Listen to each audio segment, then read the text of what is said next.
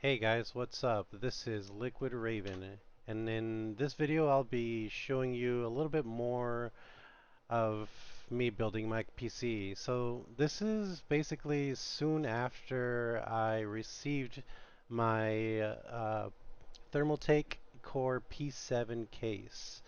And here I am putting together the case and just putting on the radiators. The radiators I got from EK Water Blocks.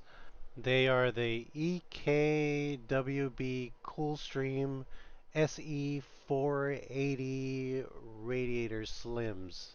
SE stands for Slim Edition, I believe. So I'm just putting my case together, making sure that every part fits because you just want to make sure that everything fits. So if you got the wrong part, then you're going to have to reorder it. I actually had to do that for my radiators. So make sure you get the right part and make sure it fits. So now I'm putting on the Singularity Computer 250 millimeter reservoirs. And I also got the wrong size for this too, so make sure you check what you buy and make sure that it's all good and it fits your case the way you want it to fit your case for the look and style that you want. By the way, Singularity Computers did a really great job with these reservoirs. They just look amazing, and that's why I went with them because they were just amazing. And what I'm going to put on next are the Thermaltake Ring Trio 12 RGB Premium Edition fans. So I chose these because of the color combinations that you can have and the software, and you can change that however you want. And at first, it is kind of a pain in the ass to get the software the way you want it and get it to link up properly. But once you get it, it's all good and it's great. I mean, you can do so much with it. Turn on lights, turn off lights, have a combination. Um, it's it's really customizable. I really love these fans. So right now I'm just putting everything together, like I said, making sure it fits. And this is actually where I found out that my reservoir from Singular Computers was not the one I wanted.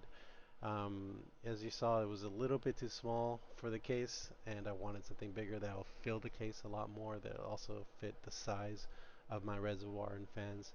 So I just was wanting to get a larger pump, and this is it. So this is me unboxing that larger pump, and then I will put the whole pump together, and and I made sure it's the size that I wanted, and it fits my case the way I want it.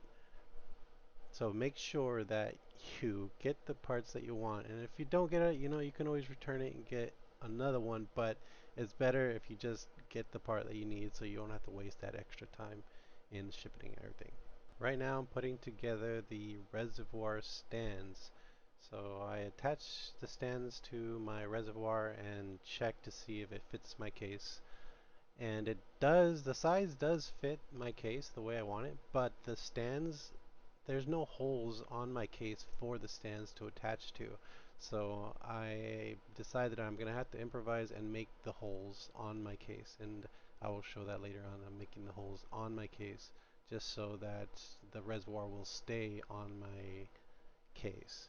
And now I'm just making sure the where I want things. The you can of course move the reservoir stands higher or lower. So I'm just like debating, how I want it exactly before I drill the holes. Because once I drill the holes, and they're there forever.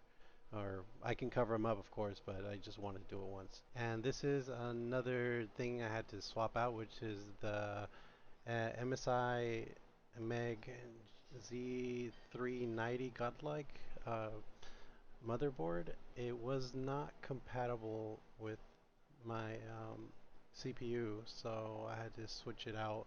I ended up later returning this and getting the X299 Creation, MEG X299 Creation. So as you can see, I've just started drilling my case here, and it was pretty easy. I just made marks, or I put tape on there first, and then I made the marks on the tape of where I wanted the holes, and then I brought the little peg to stick in there, the size basically of the screw. So I had to make the hole that size, and it was actually pretty easy. I didn't have to remake the holes or anything. It was perfect the first time through. Now I'm attaching my reservoir onto my panel, my side panel, and it went through. So I'm just testing that one, and I'm also testing the other one, make sure they fit and make sure it's sturdy. And it was actually pretty easy. I just kind of modded my case and they look pretty nice. And then of course I took everything apart. I'm always taking stuff apart, just making sure everything fits perfectly. I took it apart and then I took off all of the paint on my case because I was gonna paint it black again. But also I needed to cover some of those holes. And as you can see here, also I got in these the handles. I was gonna have them machined. I designed them and had them machined, but there was a store that sold them, and they were sold out for the longest time. And finally they were available, so I got them as soon as I could. Anyways, you can see that I did sand it. I sanded it a couple of times, and that was the slowest thing. So I was like, we got to do it a different way. And I had some paint remover, but the paint remover was kind of toxic, and it didn't work so well. And I had to wear gloves, and it just was kind of a big mess. In the end, the thing that worked was the best was heat gun. I used the heat gun on the paint, and then I scraped it off with a kind of a metal spatula sort of thing. And as you can see, also I covered some of the holes. I used this Bondo Metal sort of it's basically for vehicles, it's for cars. People use it for cars when they have like holes in their cars or dents, and they put that and then they paint over it. So I kind of just used that for my case, and it worked really well to cover the holes. And then after that, I just painted over all that. Well, this is pretty much it. If you have any questions, please down in the comments, like and subscribe.